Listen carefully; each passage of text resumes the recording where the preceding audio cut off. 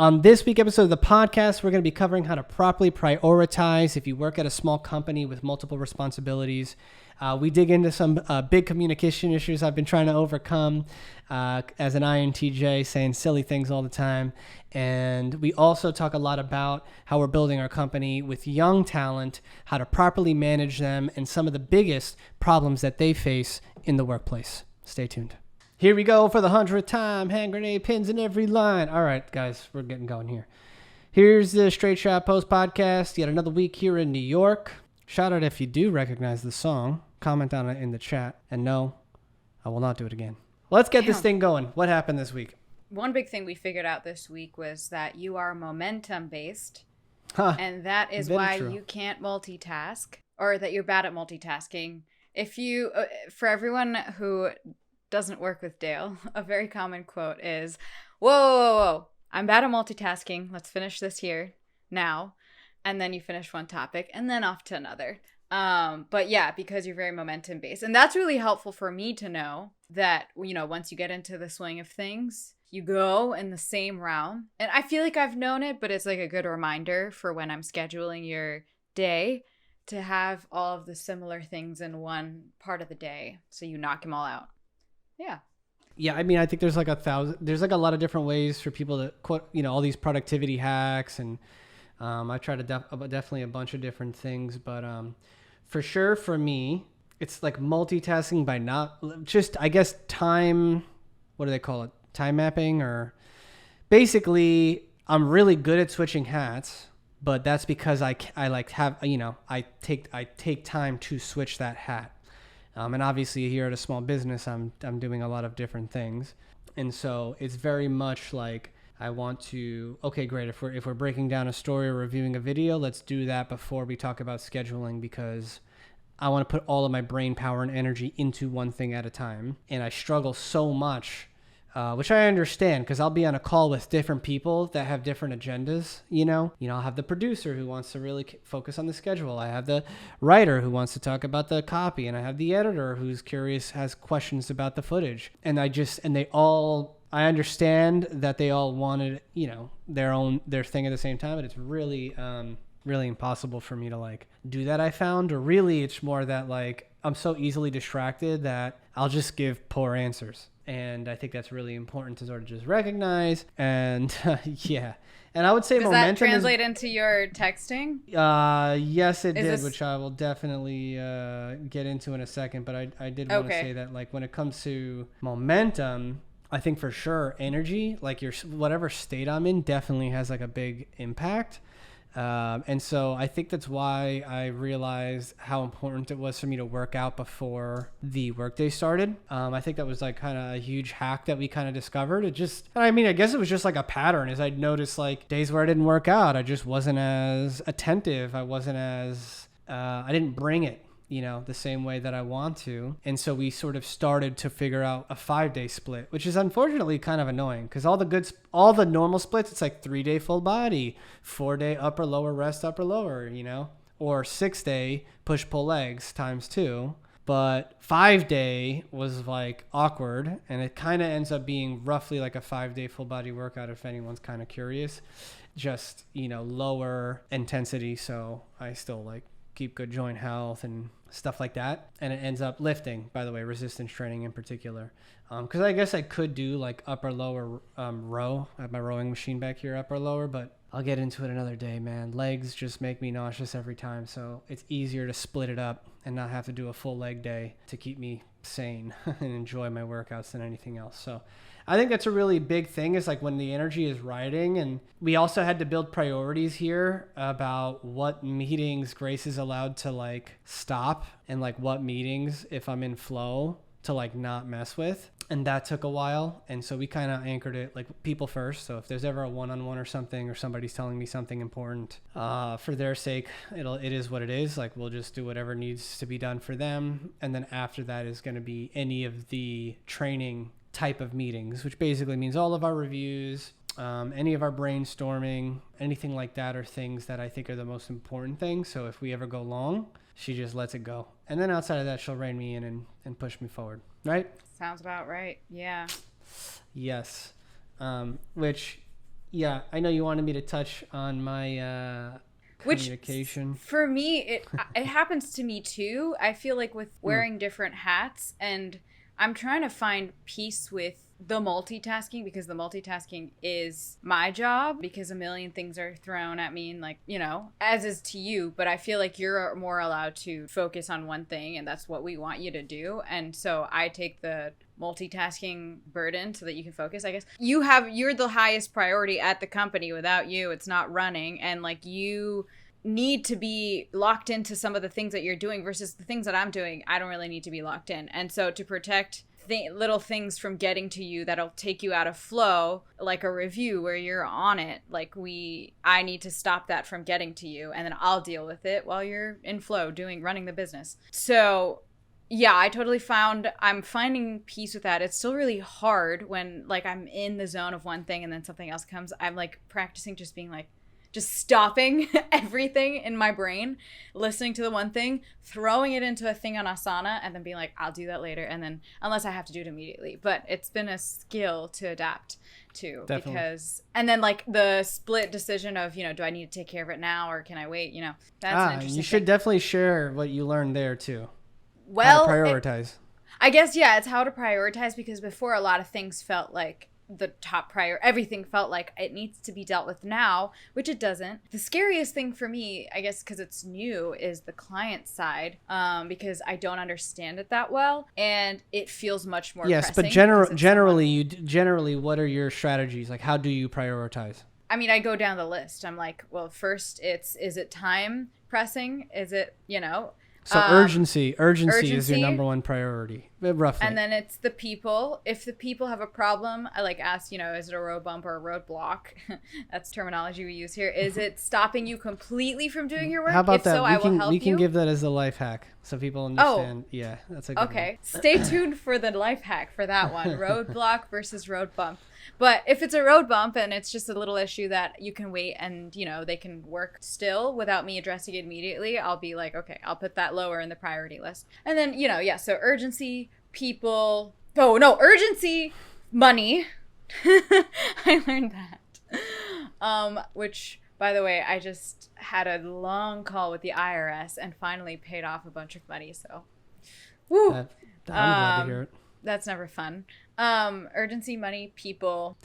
So urgency is more like you have your list of priorities and then you say like, but which one is the most urgent? And then it can kind of shift things basically. So basically we try to come up with somewhat a bit of a framework to help her put things in order. So a good example would be, you know, if somebody has an issue and she also has a client issue, whichever one is more urgent is the one she would prioritize. And if they both have equal levels of urgency, then she'd prioritize probably the client usually first, unless the issue with the person stops us from getting the thing to the client. And these are not like emergent, these are just like general, like when we say someone has an issue, it's like we're not talking about something really personal or important. I think that changes things. This is more like, you know, most of the issues I think we deal with is like my computer's not working or I need this asset to get this finished. And the easiest way I thought to frame it for her was just like to add in money to the equation. It's like, which one of these things generates us the most revenue for the time you're spending on it, and kind of prioritize it in that way. And then obviously then use urgency to just further prioritize it. So that's why it ends up kind of roughly jamming into that one. I think that was super helpful for her because I ask her to do stuff just all the time. And I think another big hurdle was that I am not the best communicator, which I'll get into shortly, as far as making sure it's clear that like what my expectations are. So right. It wasn't clear to me that when you were throwing a million things at me that I didn't have to, you didn't expect me to do all of them, you know, right. immediately. And it took me a while to realize that, but now I know. And yeah, I have a laundry list of things. So this week we were talking about, one day we're going to reach a point where one day we're not going to have anything to do. We're going to be like, what do we do with ourselves? And I'm like, I can't imagine that. I've been here over a year. I've never once just sat there and been like, nothing. Always something to do. It'll happen. It will happen. And it's going to be very strange. And I think it'll. Yeah. I think we'll be. I don't think I'll like that. No, we won't. We'll go on one vacation. We'll I don't know, take a week off, something will happen. We'll accomplish some big goal. We'll get our first 2 shows out or whatever, probably when we finish our first webtoon in 3 years and the ending happens and we read all the comments the next day and we're done in this crazy moment. Maybe we take a few days off, and then I just think we're going to pick something else to do. You know what I mean? I think that's just going to be what happens. I don't see myself being the kind of person that like, I don't know, that there's an enough, but for me, it's a making enough or, building enough. And I don't mean that in a bad way. Like, my life is enough. I am satisfied and happy with the process and my day-to-day life. I mean that, but why not? I'm here once. I want to do as much as I possibly can.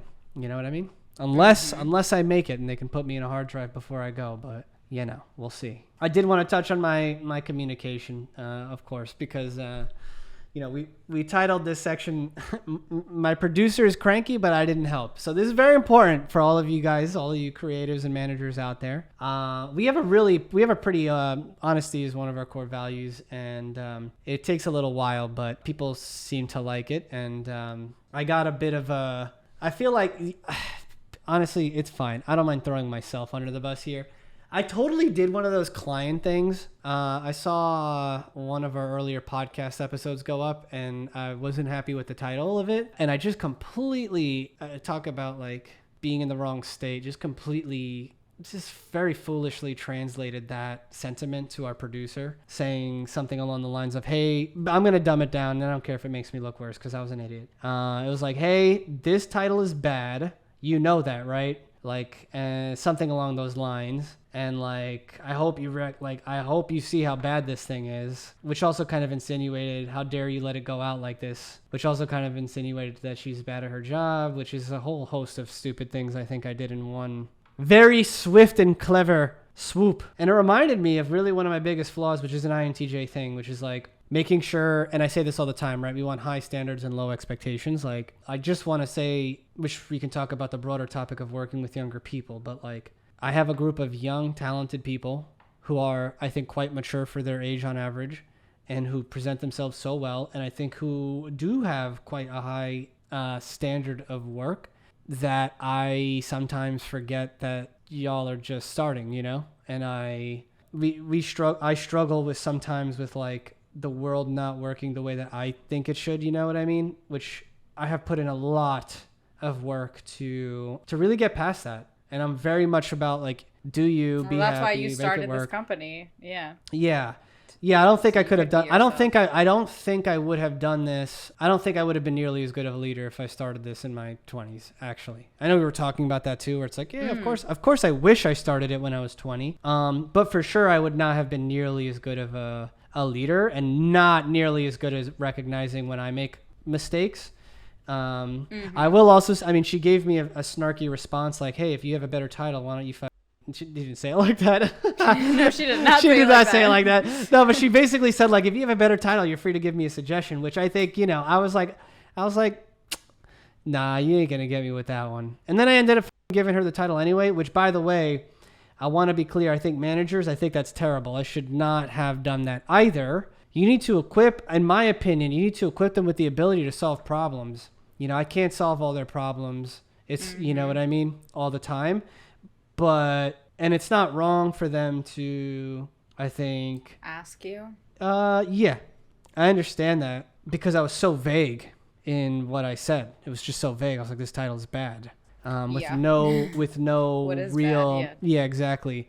The thing is, she knows what I meant because we talk all the time about what a good title is. So, I do think that. But, I think it was just a combination of things that I wish I would have just said, hey, I think a much better way to say it is the title that you put on is old.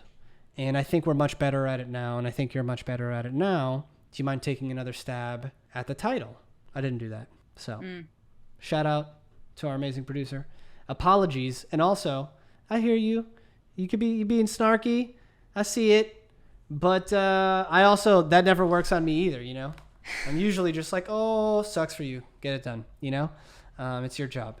And so I guess that's one of the things that I love about the company is that, like, she can be snarky and I don't really, it's fine, even though I'm her boss. sometimes I wonder that I'm putting you guys in a, like, it's a great position here, but I'm always nervous that like the habit, if you build that habit, if you said that to like a not me, yeah.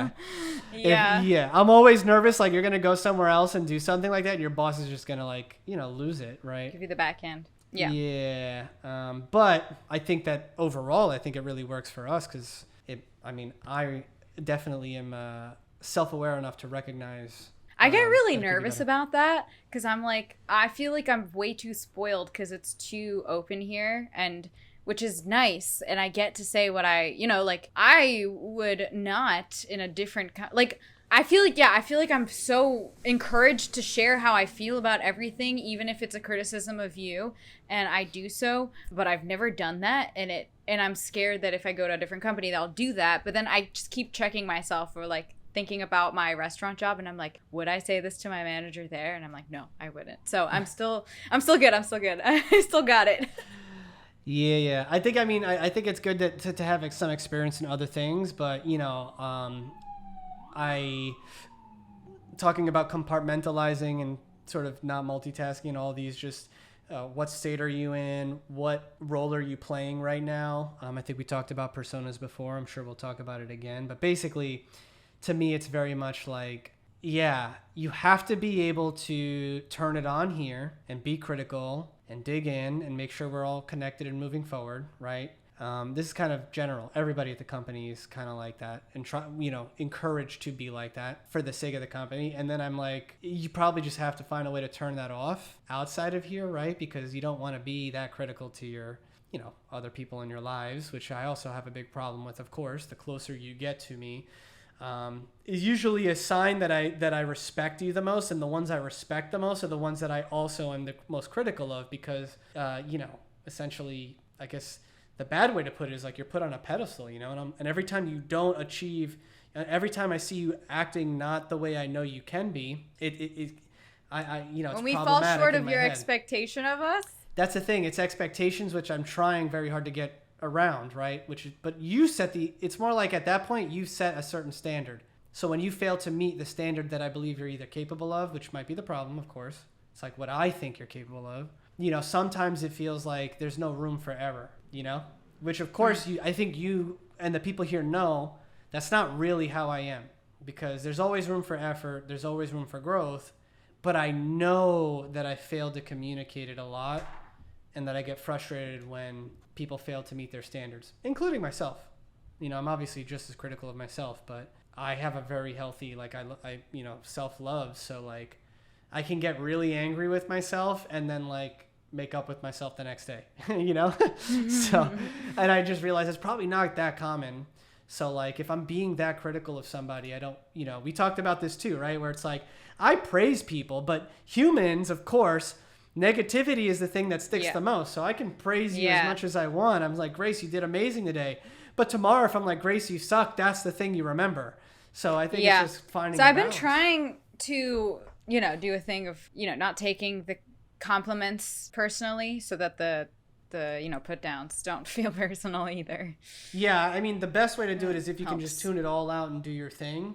And just, and focus. But obviously reinforcement does matter, we can laugh about it here, but sometimes I'm like, Grace, just tell me you're proud of me, it's total bullshit. But then she says it, I'm like, I felt good, even though it's just completely fabricated and weird because I asked her to do it. It still works. That's how basic, that's how human I am, even, as much as I try to eliminate it all, but I just use it to my advantage. Sometimes I do need to hear that I'm the man, that I did good, just so I keep that confidence, because obviously, as we push forward in this business, the stakes only get higher. So it's funny because I was listening to Gary Vee. He was just doing this conversation with Shaq, and the guy was saying, he was talking about failing, fear of failing, which I think is a very common thing.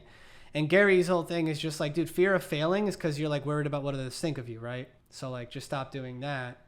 But I wish I was there to be like, no, Gary, my fear of failing is that if I make the wrong mistake, I just cost 4 people jobs, and there's more at stake now. I feel responsible for things, and it's the fear of failing for them that makes some of these decisions hard to make, which I would love, if he ever hears this, I would love if anybody has anything in the comments to say about that.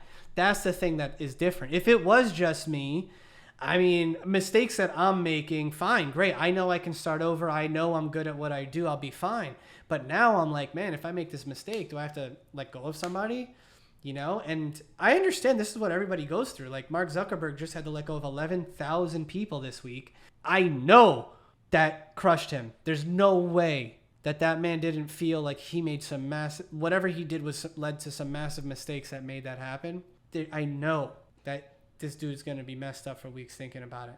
I'm sure it has to be like a training in, detaching from the responsibility, because at one point it's just your job and it's life and people have to deal with it. Yeah, maybe that's true. That's true. Maybe he's just been there, done it. I feel like hired and fired, made people's lives, changed them for good, and had to make tough calls. And maybe it does just get easier with time. But like, I think I'm young. I can't imagine that. I'm like, that's so scary if I had to do that. But like, that's what I'm hypothesizing.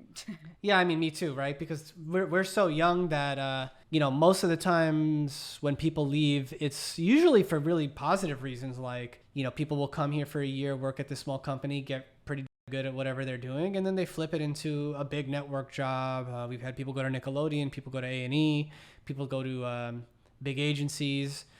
Sort of like even like one of our project managers is now on the a literary agent or on the desk of a literary agent. Usually that's the conversation, and I'm like, well, can't really compete because it's like probably like, twice the money and also just like a dream job for them. So usually it's that.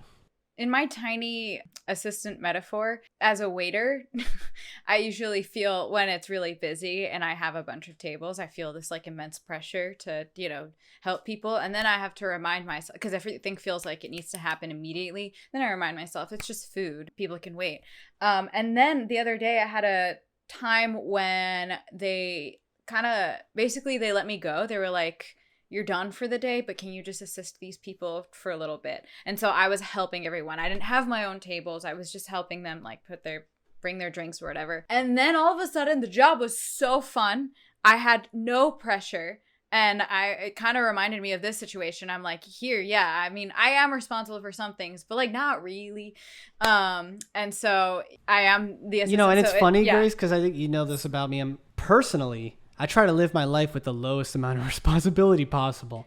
I hate when I am so... There are times where I'm like, you said this to me and I felt this way. And you're like, whoa, I did not mean for my words to have that weight on you. Yeah, like I really am just like very much try to not influence people's lives, which is hilarious that I'm here in this position, the reluctant mentor, as we call it. And I'm learning how to deal with that newfound responsibility. So apologies to our producer, of course, and I hope that I handle it better. But again, I think just to talk about the silver lining of it all, it's like it kind of proves that the company culture is healthy because I told her we were going to talk about it here, and so like we're already over it, and like that's the way it should be. Is like we sometimes do dumb things, and it doesn't change how we feel about each other or what we're trying to do here. And we are open to talk to each other about it. And I know she's going to realize,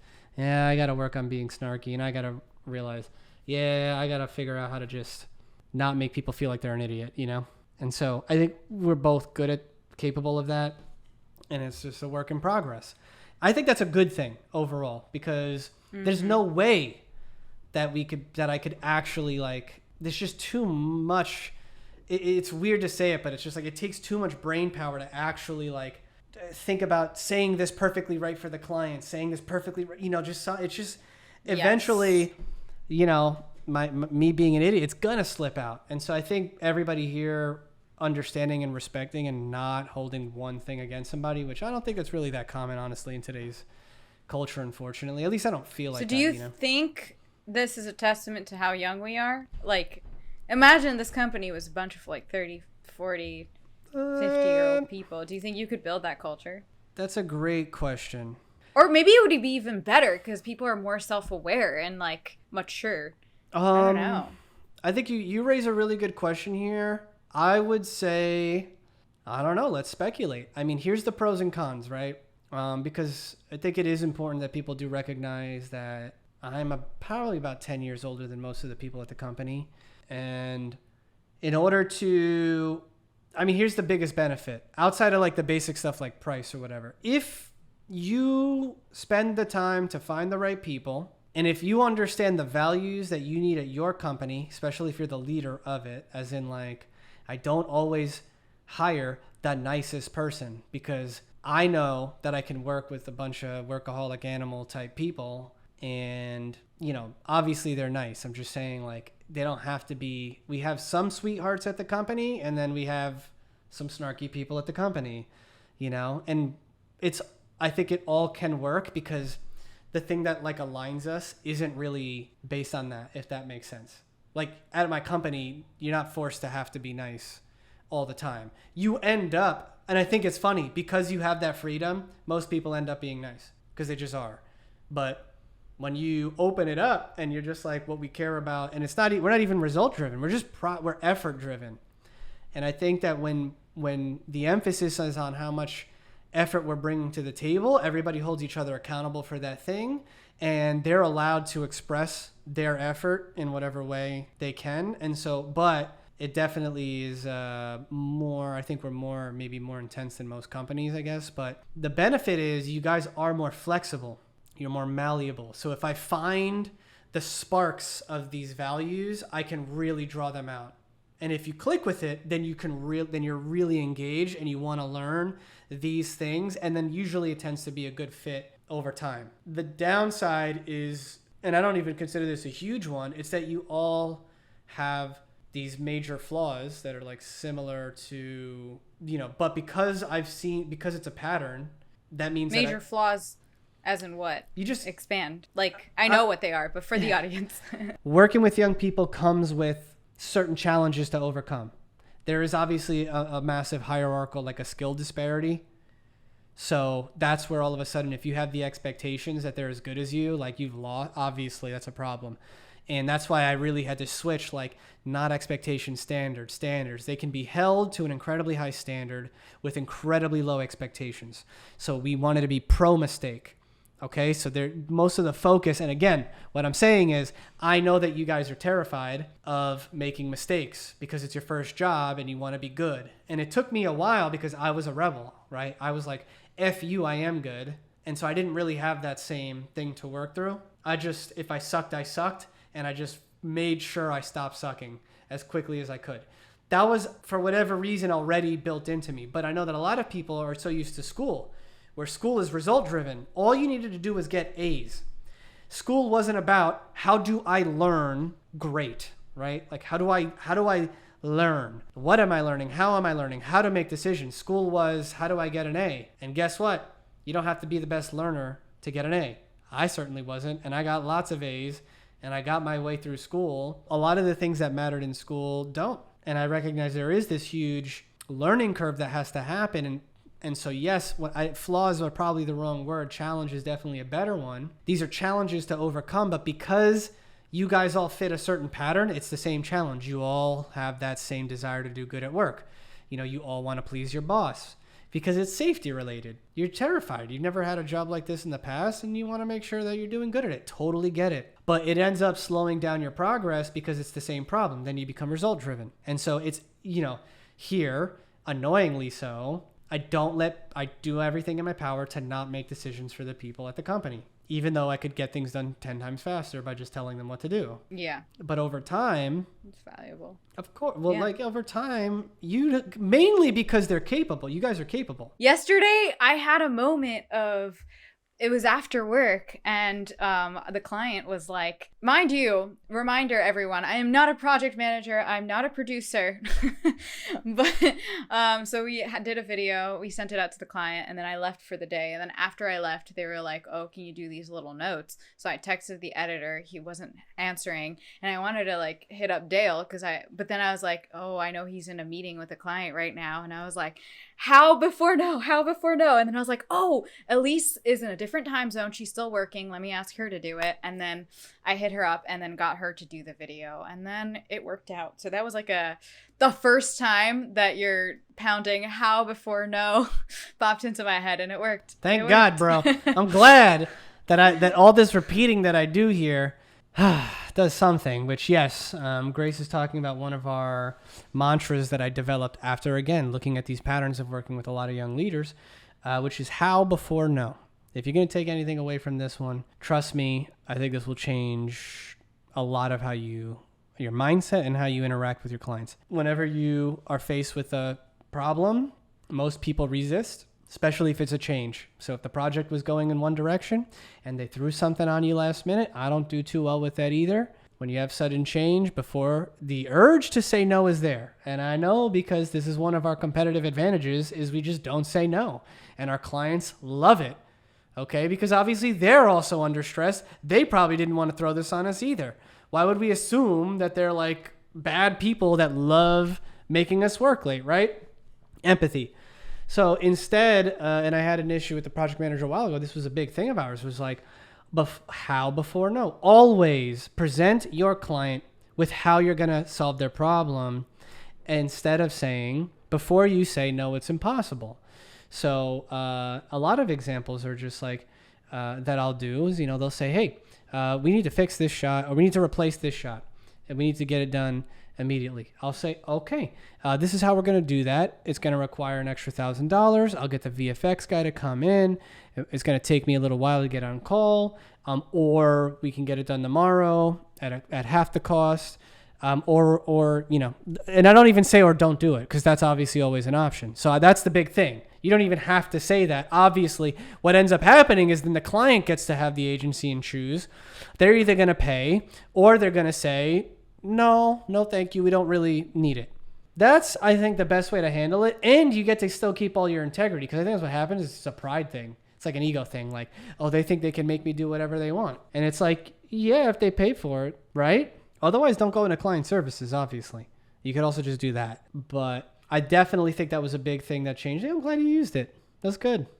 And but you know what? I'm glad you even said it that way because just so people understand what I heard, all that happened for me on the other line is I'm in the middle of my meeting. I get a call from Grace. Hey, now imagine the difference between, hey, we have a problem. Can you fix it? Versus she called me and just said, hey, the client asked for these extra revisions. I immediately looked at the clock. It's 7:30 and I was like, oh, and I thought she was going to say, I need you now. But instead she said, which just imagine how beautiful it was. Now I didn't even register it because this is like this is what it should be. She just goes, Elise is on it.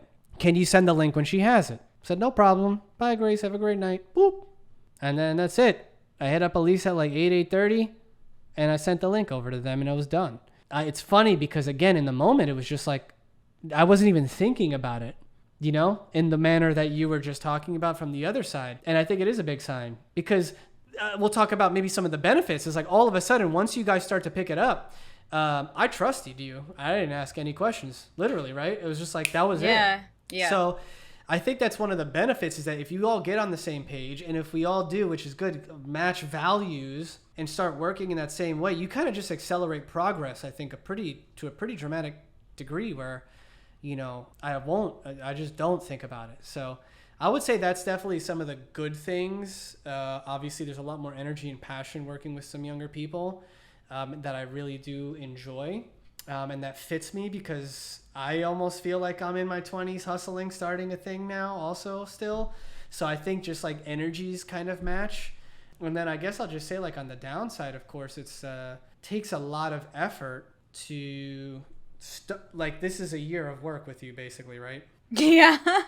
To get to that point where I made that call. Yeah. Yeah, which I would not have done that a year ago. I just don't think people have that patience. So it's funny because I was talking with a close friend about it. We might collaborate and do some business together. And he talks about it all the time, about how risky it is for me to do it the way that I'm doing it, to rely on these young people who can leave me at any moment, who can take all the things I give them, all these skills and just leave. And I'm like, you're right, man.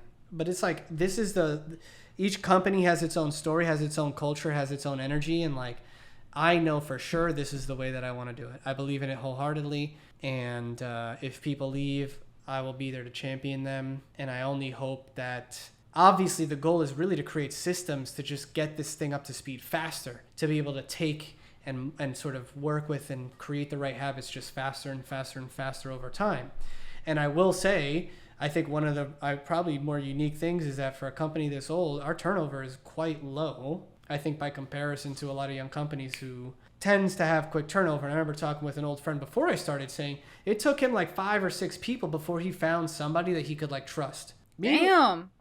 On the editing side, that was only his first editor, who's still with him, by the way, all these years later, and it's awesome. Nice. But he was just saying the journey to find that girl was like years. Whereas like, you know, I mean, our editor Brian's been with me for 2 years already.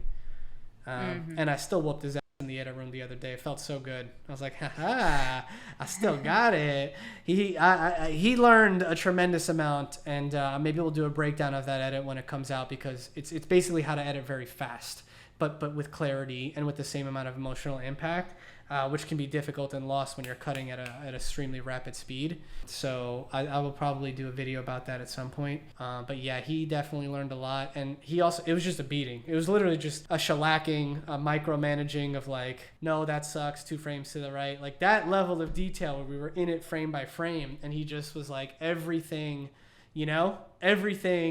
I was going so fast and he wasn't really keeping up, and it was just great. It felt great. I was like, good. I'm glad, because, you know, he thinks he's done so much. He's grown so much. I thought it was so good to have something to be like, you know, look at how far you've come and then recognize where you can get to, right? Mm-hmm. And it's good for me because it means that I have to stay ahead of the pack too. I always tell people like, chase me, bro. Let's do this. You know, I will not let you guys beat me, so it keeps me on my toes too. I think that's another thing that I like about it. But again, the downsides, I mean, you tell me, because you deal with them a lot too. What are some of the patterns? What are some of the things that have happened that start to drive you crazy? From you or no? No. From the working with younger people. Yeah. Oh, I guess the same mistakes of repeating, but I guess that happens anywhere, because I worked with 30, 40-year-olds and they make the same mistakes all the time too. But I guess the communication is lacking, and I am so guilty of that. Yeah. I suck at communicating, so I don't want to blame anyone for it. But yeah, communication is a big one. I feel there's no blame. It's just these are just common challenges that we have to overcome. And there's a thing of, well, for me at least, and I do see it in others, I don't know. I feel like I'm being too much if I communicate too much. I don't want to be annoying, you know. And then there's just so much fear everywhere. I feel like it's funny. You were talking about like, you know, in school, you're just striving to get an A, and then in the real world, it's totally different. And it's like in school, all the communities I was in, I was there because of a certain grade I was getting or certain knowledge level I had. And now, fresh out of college, I feel like every room I get pulled into, like I'm producing Sophie's movie. I'm co-producing Sophie's movie. And I was watching her pitch yesterday, and I was giving her notes. And I was like, I have no knowledge to be giving you notes, because I don't know. I don't have any expertise in this area. And I feel like, so yeah, in school, it was like, I am this level of smart, so I'm here.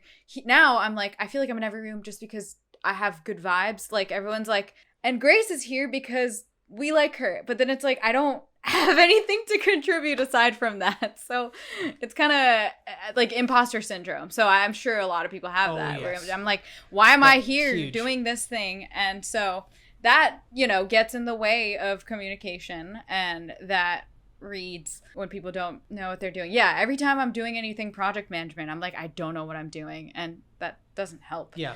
Which again, it's funny because, you know, you guys don't, and I don't even think the compliments matter. For whatever reason, I think you guys just like, for the most part, like, you're just like, cool, thanks for the compliment, but like, what do I suck at? You know, it's like, sometimes I struggle, you know, because I try to find the right criticism. There's so much criticism that I'm like, I decided to not take the compliment, so I don't have to take the criticism personally. So I'll take that. That's great too.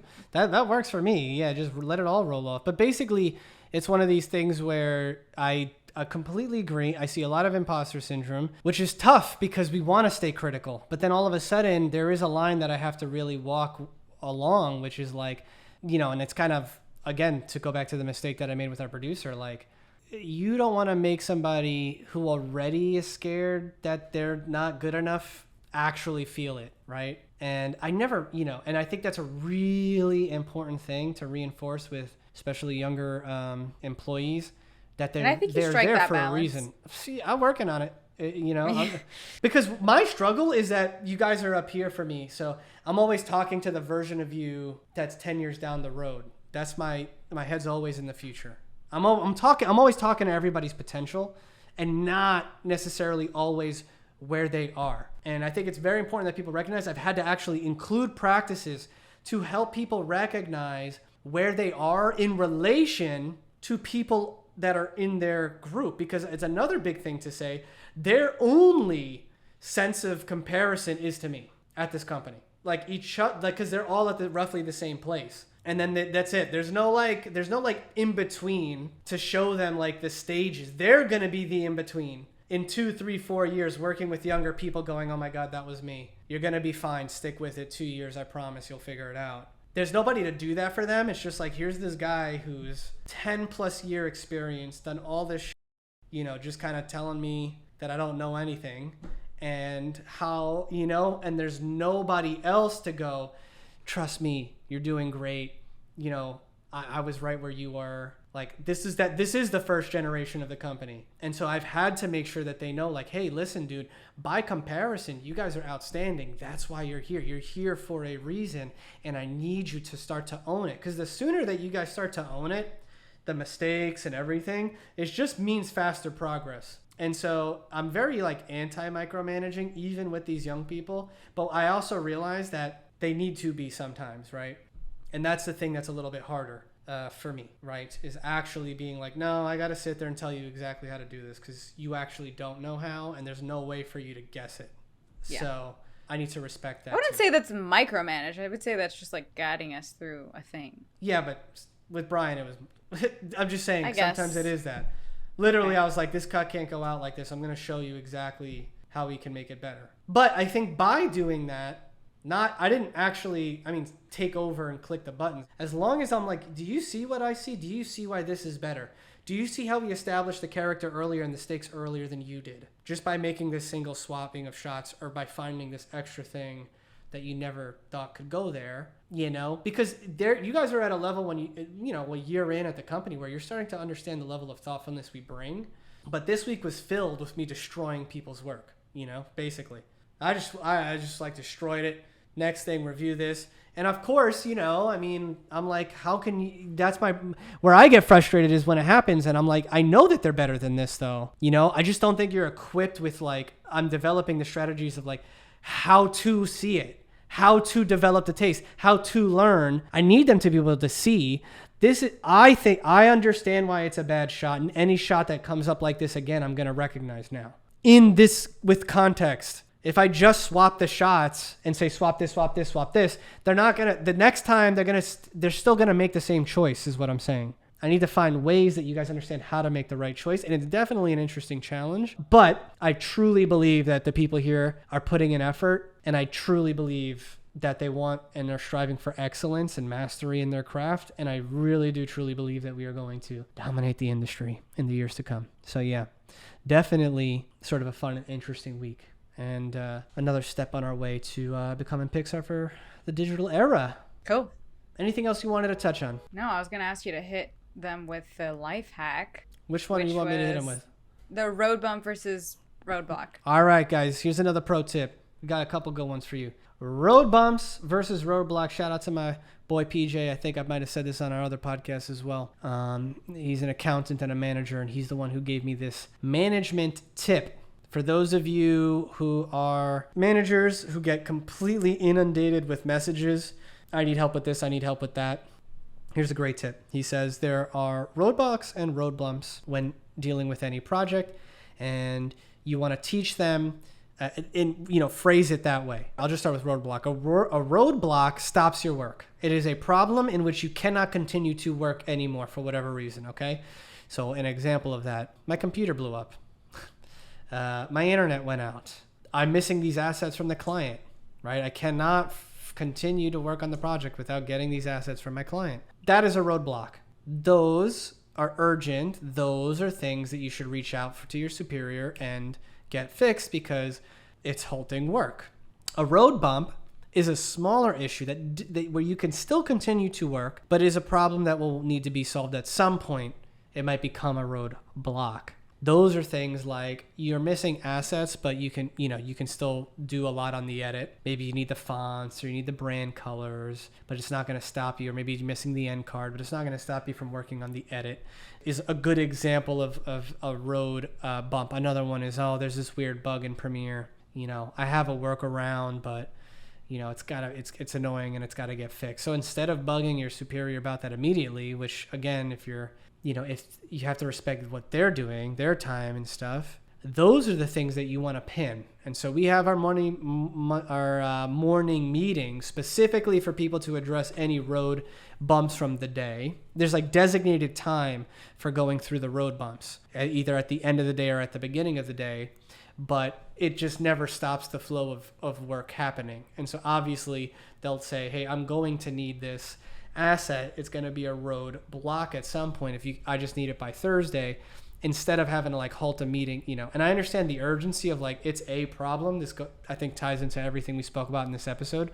You just have to sort of resist the urgency of anything being a problem, right? Not every problem is the same level of effort required to fix it, nor is it the same level of urgency. So that's kind of one of our big tactics here.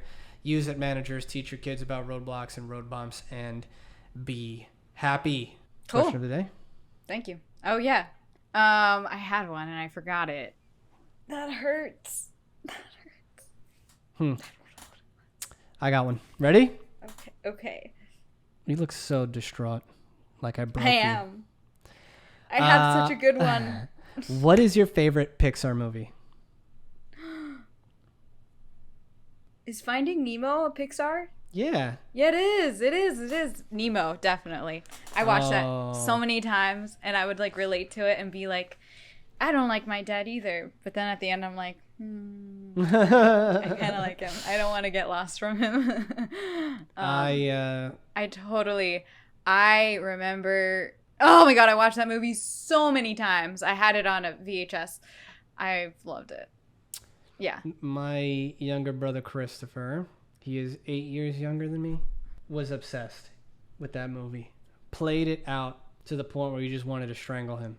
It's just every car ride on loop, driving down to Florida, just watching Finding Nemo 10 times in a row. It's like, it's too played out for me is the problem. But, yeah, it is, but there's fair. There's a reason why. Yeah. So good. My favorite is WALL-E. I mean, Robot Love. That was a good one. I not gonna lie, I was like scared of that one. I watched that when I was like in middle school. I don't remember. Elementary or middle school, and I remember I watched it right after I had an ear infection, and I had just gone to the doctor for it, and so I like couldn't hear out of one side, so I kept like we were in the theater, my mom and I kept sighing during it just to make sure, like, I'm like, is it back? And I kept going, and then I was also scared of the movie when the people came up, and I was like, oh my God, is that where we're headed? Like, to like, and so, is that where our world's headed? So then after the movie, my mom was like, you kept sighing, you hated that, didn't you? I shouldn't have brought you here. And I'm like, oh, that's my memory of WALL-E, but I loved it. It was good. It's a good one. It's heartbreaking. Watch it again. It's a beautiful movie. Yeah. It's too good. I'm at the part in the Pixar book, reading Creativity Inc. Shout out if anyone's read it. It's really, really good. I'm up to the part where they were talking about how they made adjustments to WALL-E using the brain trust that they have over at Pixar. And basically, the original ending was when WALL-E saves Eve, and then I forget which brilliant mind over there recognized that it would be much more powerful if Eve saved WALL-E at the end. Yeah. And so I'm just like, yeah, give me that juicy, good story. Break that story down, baby. Let's go. So yes. Okay. Hit me. Cool. What? Oh, wait. Before I go off of Nemo, I also have to say I totally remember the little mini. What's the little mini clips that they put before the movie? Yeah, they're shorts. The Pixar shorts. Is that a Pixar thing? Pixar. Yeah. Yeah, I remember. There's like a snow globe world. Yeah. That one. That one also scared. Everything scared me a little bit. That girl with the fish bag, like with the braces, really scared me, and I was like, oh my God, she was in my dreams. Anyway. Okay, my question for you. What's your biggest regret? It's funny. I'm very anti-regret. That's why I'm curious. It's because I'm a stoic, like, so you just, as a stoic, it is what it is. I can't imagine you being like, oh, this one thing. So that's why I'm like curious. Like breaking your brother's toy or something like dumb like that. Or no? I do have a good one. I don't know if it's my true biggest regret, but I will share this story. Something. Nah, this is a good one. I felt so bad about it. When I was a kid, we had an N64. What's that? A Nintendo 64. Bro, don't do this to me. You know what that is? Okay. Oh my God. Please, people in the comments, please. I lived under a rock. Come on. The Nintendo 64 is like probably the most famous video game console ever. Is it the DS or no? No, man. Okay. I don't know what that is. Can we stop? It's hurt. The more you speak, like the more it hurts. Okay. It is arguably the greatest console ever made. Nintendo 64, okay? Super Mario, Legend of Zelda, Ocarina of Time, Tony Hawk Pro Skater, and WWE, or at the time WWC. I think it was like Legends or something. Anyways, there was only one console. There was one little TV. My brother shared everything. And he was so obsessed with his WCW video game. He played it all the damn time. And I couldn't get a hold of the system. So one day when he was out, I took the game and I hit it. And he was so upset. And I just took that to the grave. About maybe like 2 years later. My mom is doing like just spring cleaning. I don't know. Pulls the game out from... I mean, I must have hit it real clever. I probably hit it between books because I knew he wouldn't read. Oh, got you. That's for my brother. Sorry. Anyways. Pulls this thing out and he just like starts like weeping and stuff. And I was like, oh my God, what have I done? And wow. I probably only told him like literally I like waited like 10 years or something. So in the moment you're like, oh, how'd that get there? Yep. I was just like, wow, that's been lost for so long. And yeah. Of course, he would also confess that, like, there was one game that I had that I was playing for so long, and then he accidentally erased it, the data. So, stuff happens on both sides. Like, when I was like, dude, yeah, I'm the one who hid your game. I'm sorry. He was like, dude, thank God, because I deleted your game. It's like, wow. I caught, like, all the 151 Pokemon and, like, erased. So something, it was to that degree. So bad. Without completely dating myself to the game. But, yes, I would say that one I feel bad for. I regret, but I was a kid. I was a dumb kid with a dark soul. Just so, oh God. Yes. In terms of like, there have been, I think that I've certainly had a lot of struggle, of course, like everybody, but I think that early on I was very big on digging into myself for whatever reason. I don't even know why. So I think that, understanding why I was doing things, and I think the regrets that I had in my early 20s were kind of like resolved by my late 20s when I was like, I was an idiot. Real talk, I have a real regret. When I was in my mid 20s, there was a situation between two of my dear friends that has resulted in basically no one's friends anymore, that I think everybody involved handled very poorly. It was some very mid 20s bros before hoes, but like that was really dumb, and we were all just, you look back and you're like, God, I see so many horrible decisions made by so many different people at different times that I definitely wish I had this brain, you know what I mean, in my young 22, 23-year-old body to actually navigate that correctly, because I don't think that what happened was inevitable, Oh, that's how you learn. Okay. Yep. Hindsight's 20/20, and people, it's not like everybody's okay and stuff like that, but I just don't think I don't think that it had to come with such a cost, right? But you never know. That was a good one. Cool. I remembered it. Thank you. That was the one. That's a good one. That's some good stuff there, Grace. You're not allowed to repeat questions, right? So you can't ask me that. Yeah, I can't. Okay. I'm sure you'll find a way to rephrase it if you want to know, but That's good. Wow. I'm going to tell you right now, y'all hear? She's got something. She already knows. We'll find out.